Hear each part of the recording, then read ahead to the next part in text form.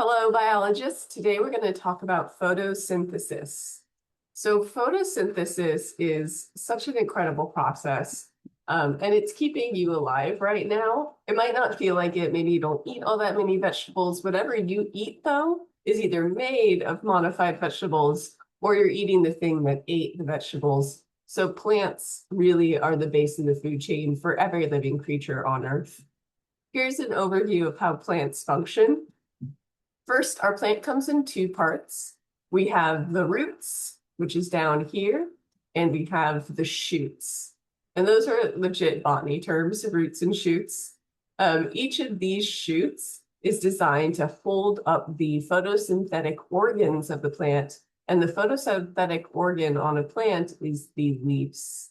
Now, many plants have modified leaves, so they don't really look like leaves. Like cactus spines are actually modified leaves. And we can talk about that anytime you want. Email me and we can discuss plants. I think I've told you that I have my undergrad in botany. I love plants. I love them so much. Anywhere where you have a large flat place, that's a leaf that's going to be large and flat because we're trying to increase the surface area of the leaf so that we can get more sunlight on it, because we need sunlight to do photosynthesis.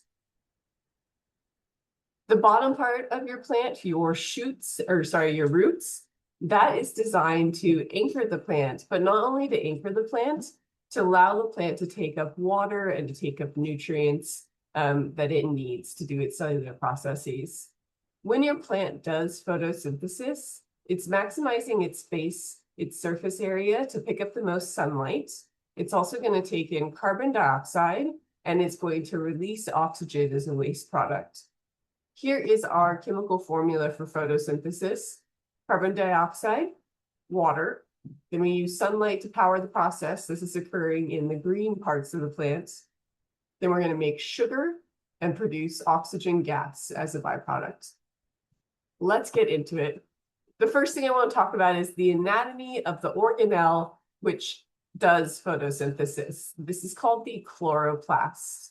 The chloroplasts are these little green sacs. I like to think about them as shaped like mochi, so that helps me draw it, or maybe a bean, either way.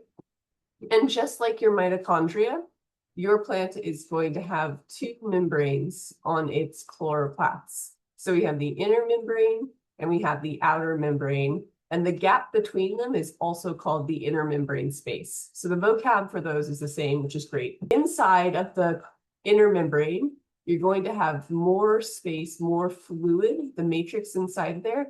That's called the stroma. So that is the space inside. You also have these little flat pita sacs.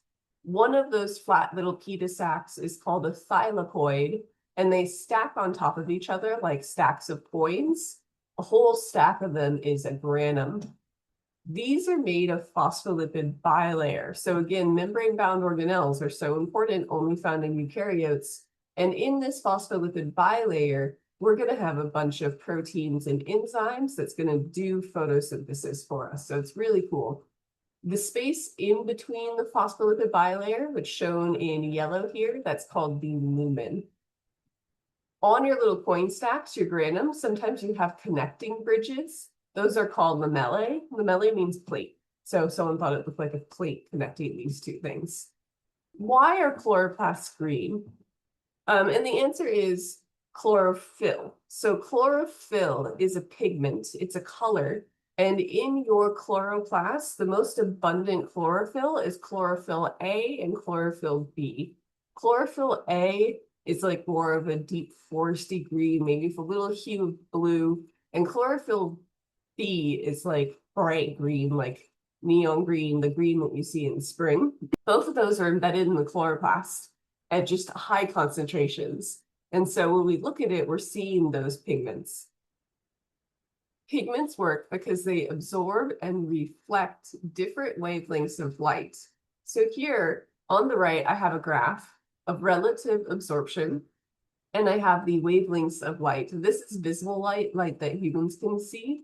A lower wavelength, the smaller wavelength, shorter wavelength will be blue, and then a higher wavelength will be red. In chlorophyll B, you can see that it absorbs a lot of this blue light, which is really high spiking right there. And then it drops about 500, which is when blue starts to turn to green to our eyes. And it doesn't absorb much in the green yellow range, but it has another little jump right around the orange red transition. Chlorophyll A does a similar thing. It absorbs all of the blue, reflects all of the greens and yellows, and absorbs more red. What does that mean for us? That means that when we look at a chloroplast, it appears green because it's absorbing the other colors. So these plants behind me, they are using every color except green. Green is bouncing off of them. I think you can see some of the red pots in there. Those red pots are absorbing every color except for red, and the red is bouncing off of them. That's why they look red to my eyes. Then you have colors like black. So black absorbs all of the color, which is why it feels hotter in the summer.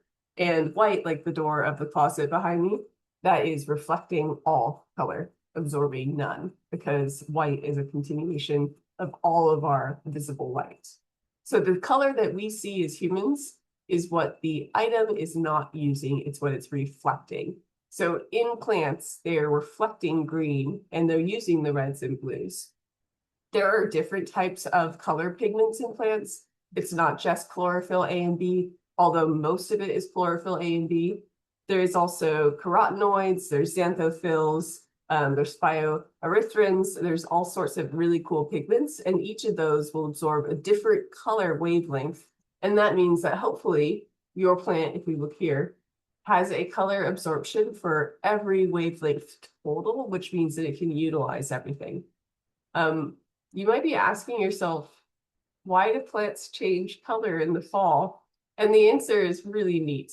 So majority of the time, plants are showing green because that's what they have in abundance. They have chlorophyll A and chlorophyll B in abundance. Here's the chemical formula of chlorophyll A.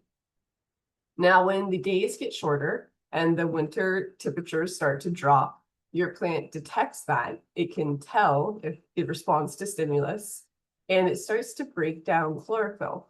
And as it breaks down the green chlorophyll, you can start to see the other colors that were always there, but that were covered up by the amount of green chlorophyll.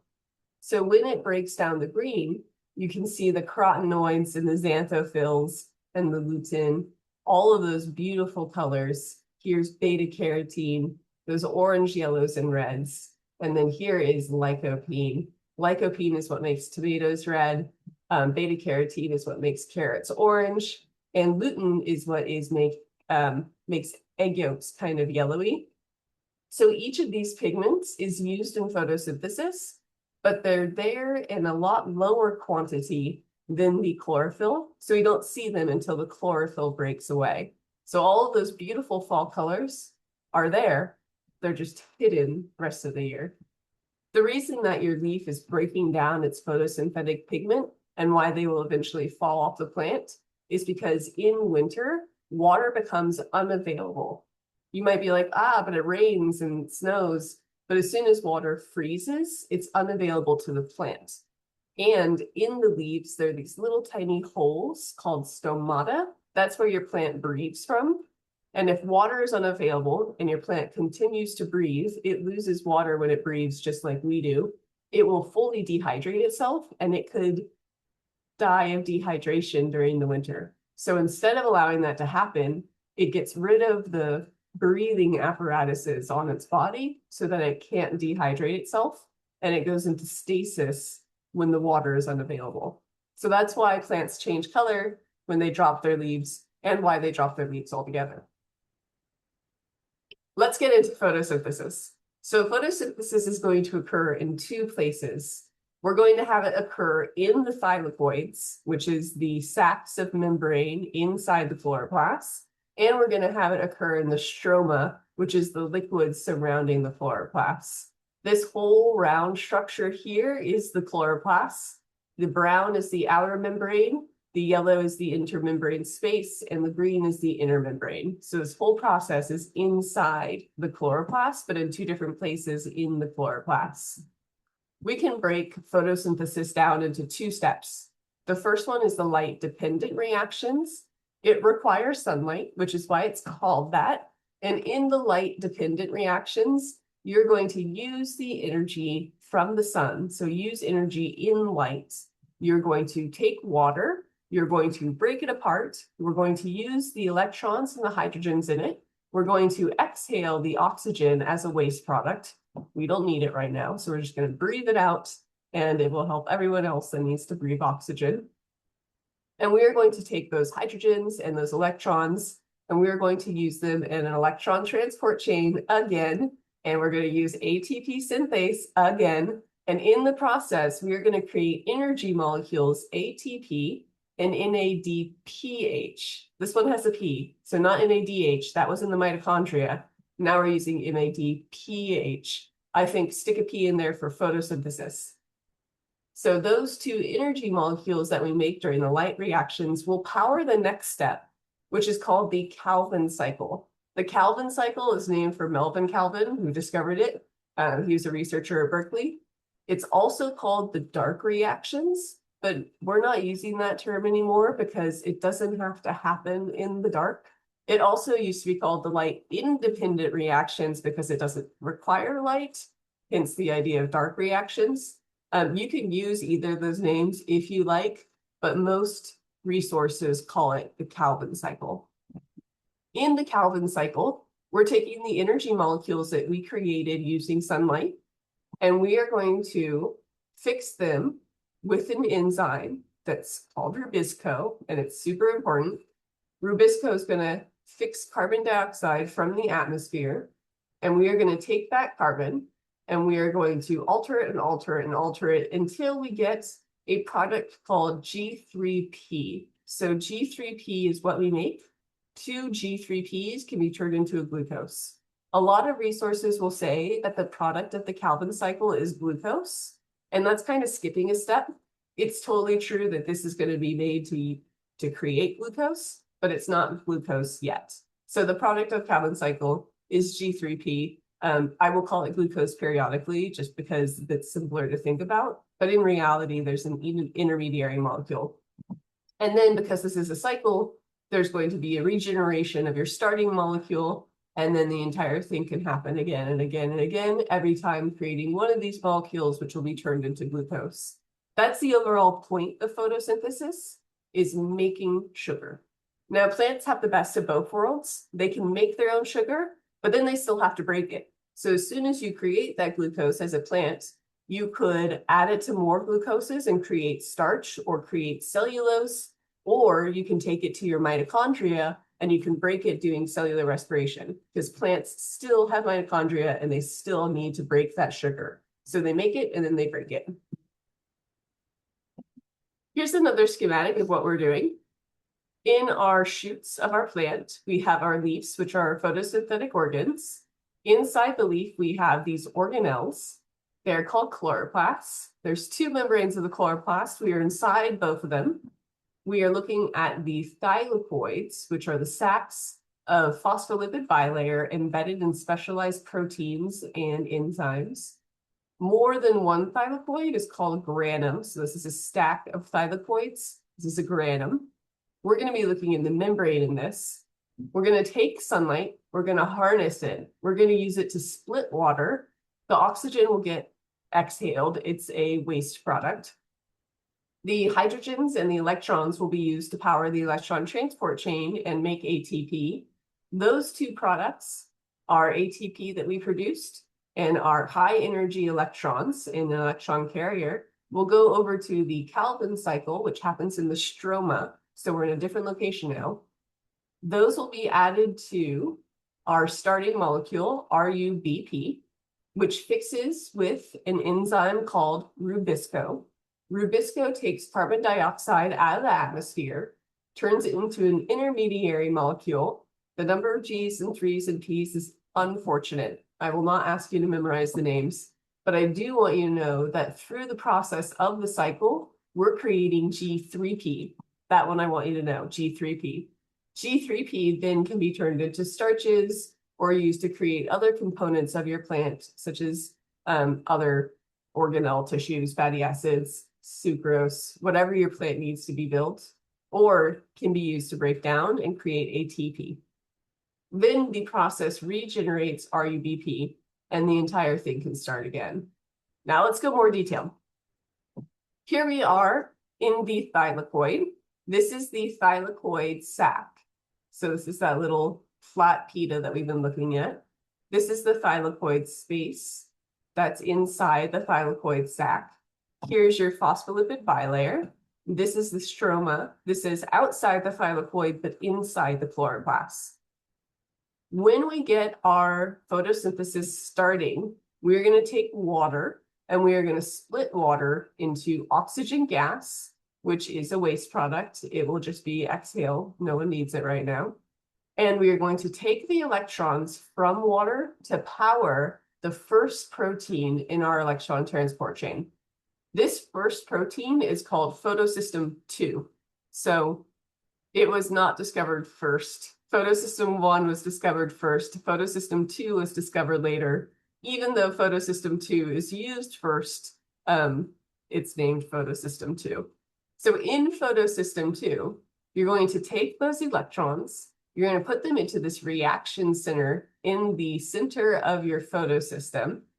All of these green dots over here are chlorophyll. When chlorophyll is hit by sunlight, it gets excited in a high energy state and it pops off little bits of energy. And those little bits of energy are used to power these electrons through the electron transport chain all the way through to the end. So we're going to use that energy to move electrons through their high state of energy. As the electrons move through these proteins in the electron transport chain, they're going to pump hydrogen against its concentration gradient. So the hydrogen concentration in the thylakoid space is higher than it is in the stroma. So we're pumping against the concentration gradient. That requires energy. Moving these electrons requires energy. That energy comes from sunlight. As we move those hydrogens in, we're creating that big concentration gradient. Your electrons continue to throw through the electron transport chain, and they kind of hit a low energy state right by photosystem 1. Photosystem 1 will activate by another photon. A photon is a particle of light. So light hits photosystem 1, it activates these chlorophylls that increases the energy level of those electrons. They can continue through the electron transport chain, going to the last protein, which is NADP reductase. Remember oil rig? So oxidation is loss, reduction is gain. Gain of what? Electrons. So if this is reductase, it's going to be adding electrons to something. And what is adding electrons to is the empty electron carrier. Here we're adding an electron. Now we have a full electron carrier, and we can take that high energy electron over to the Calvin cycle. We've also created that giant concentration gradient of hydrogen ions. Those hydrogen ions do not like to be crowded. We got some from water, we got some from the stroma. Either way, they want to go with their concentration gradient, and they want to get out of that high concentration and go back to low concentration. So they're going to diffuse through our special enzyme, ATP synthase. And as they diffuse through ATP synthase rotates and it grabs a phosphate and it grabs a DP and it sticks them together, creating ATP. So ATP is created much in the same way as it is in the mitochondria. And that ATP is going to be used to power the Calvin cycle. So all those steps of the first half of photosynthesis, breaking water, using the electron transport chain, activating 2 photosystems, all of that was to create 2 high energy molecules that can be used to power the next step. Here's a visual of what these proteins actually look like. Each part has a name, and we know its overall structure, and we're still learning about the process. And it's just gorgeous and super complex, and I want you to see how beautiful it is. I love the way ATP synthase looks with its big turning head. You don't have to remember any of these parts of it, but I want you to see the complexity and the beauty that exists. Because when we draw it, like this, it's cool, but this is not nearly as cool as knowing that the protein itself is this complex. I just love the intricacies of it. It's so, so neat. So that is the light reactions. Now let's get into the Calvin cycle. The Calvin cycle starts with an enzyme called Rubisco. That is a portmanteau. You just need to know this name. You don't have to know its entire full name. So Rubisco is the enzyme that is allowed to do carbon fixation. To fix carbon is to turn it from an inorganic form to an organic form. An organic compound has hydrogen and carbon. Carbon dioxide is just carbon and oxygen, so it's inorganic. To take this inorganic and add it to our beginning molecule, we are going to take it out of the atmosphere and attach it to a new molecule. And now it's going to contain hydrogen as well. So inorganic to organic. Rubisco, the carbon fixation enzyme. So Rubisco is going to fix carbon dioxide. It's going to create an intermediary. The starting molecule is RUBP. This is what Rubisco is fixing that carbon dioxide to. So this is a 5-carbon molecule. Carbon dioxide is 1 carbon. It's going to join together and then break apart. And our intermediary is 3 carbons, because 5 and 1 is 6, and then break apart into 3. Now, we don't just start with one of these. We actually start with 3 carbon dioxide molecules. And 5 of these, and everything gets a little more complicated, but we'll talk about that in a second. So carbon dioxide is fixed out of the atmosphere with the enzyme Rubisco added to the beginning molecule RUBP. We start with an intermediary molecule, which is going to be reduced. And then we get our end product, which is G3P. G3P is what we want. But we can't just stop there. It's a cycle. So we have to go through another intermediate stage until we regenerate RUBP. So we can break this down into 3 steps. Carbon fixation, taking carbon, adding it to RUBP using the enzyme Rubisco. Reduction, that's when we use the energy in our ATP and the NADPH that we created during the light reactions. And then regenerating RUBP so that the whole process can begin again. Here we have some numbers that will help us think about it. This is actually a really expensive process. We need 3 carbon dioxide molecules to start. We need 3 RUBP molecules. So that would be 15 carbons total, and then plus those 3 carbons, that's 8 carbons.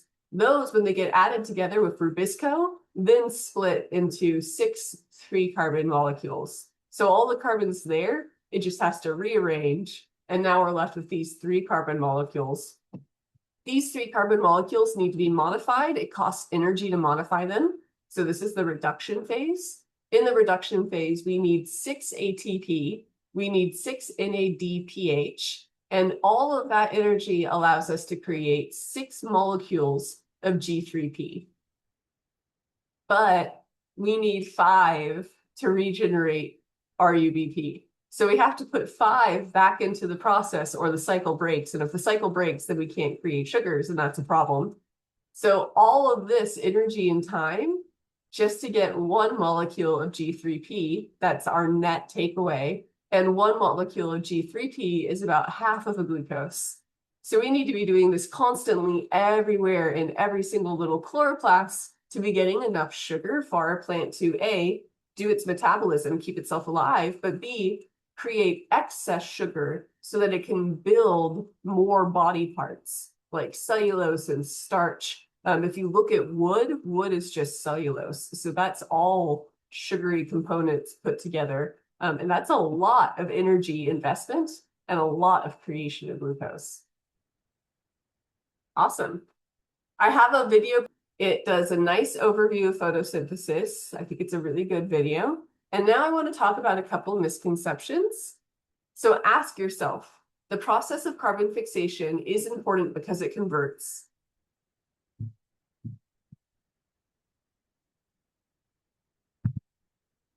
The answer is inorganic carbon dioxide into an organic compound. That organic compound can be turned into a sugar. So that's what carbon fixation is. Fixation is inorganic to organic. The next misconception is where the carbon comes from. So the carbon dioxide used in carbon fixation comes from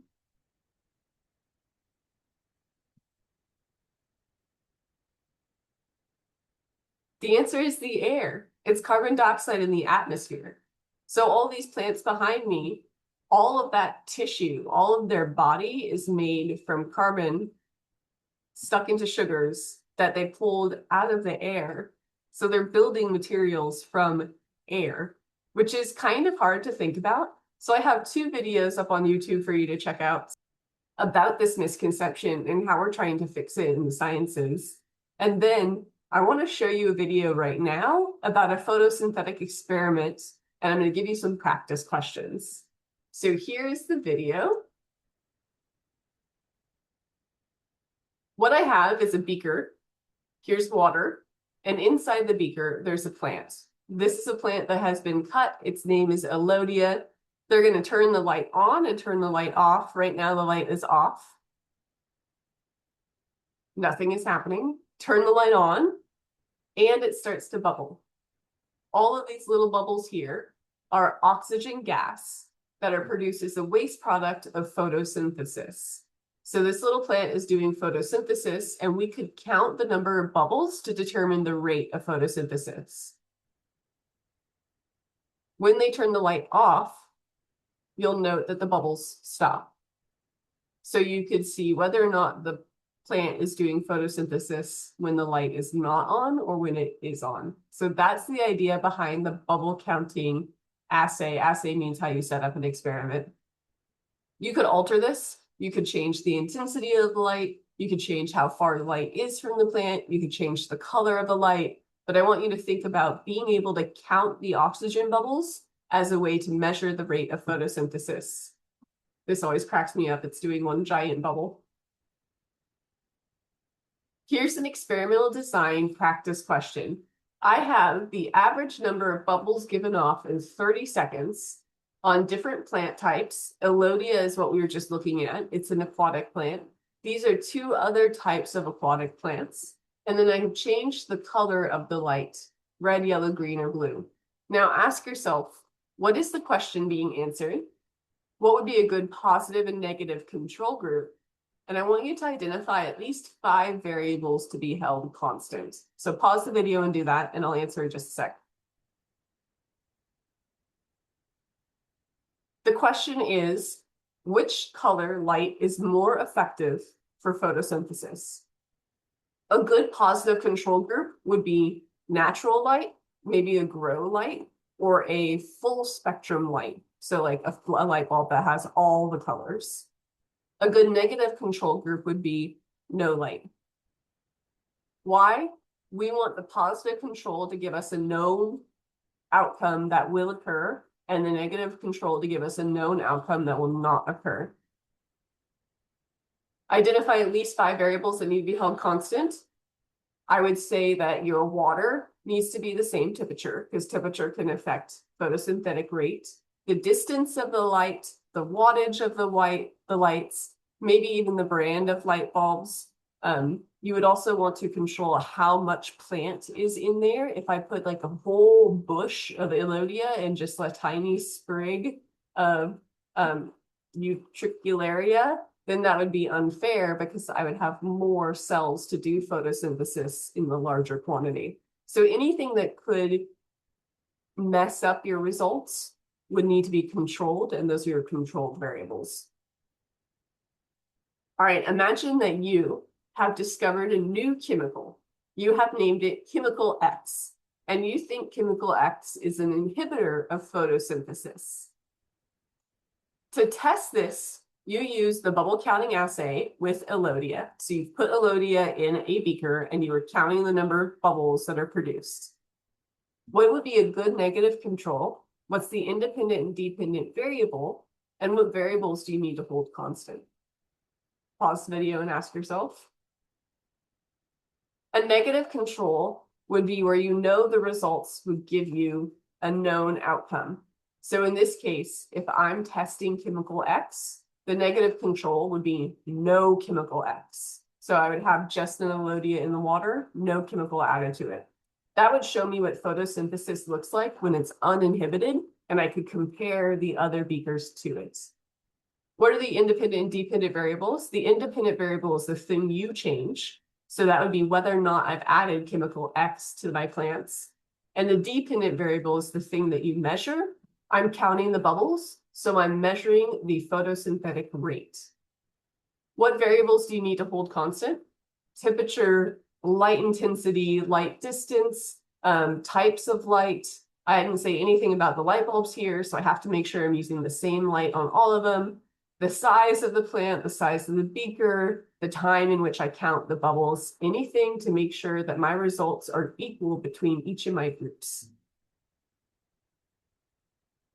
As you review photosynthesis, a great way to study is to draw a chloroplast and label the specific parts, and then describe in words, either full sentences or say it out loud to your cat or your houseplants, what happens in each step of the light reactions and the Calvin cycle, and use as much vocab as you can. Identify every little bit of the chloroplast, identify the photosystems 1 and 2, identify that last protein, NADP reductase, ATP synthase, identify the enzymes that you start with in the Calvin cycle, and what molecule you begin and regenerate, and your end product. Note that it's G3P and not just glucose. Like as many details as you can when you say it or write it. I do recommend you spend time writing things. It does help you retain it, but talking out loud is important too. So tell someone how cool photosynthesis is.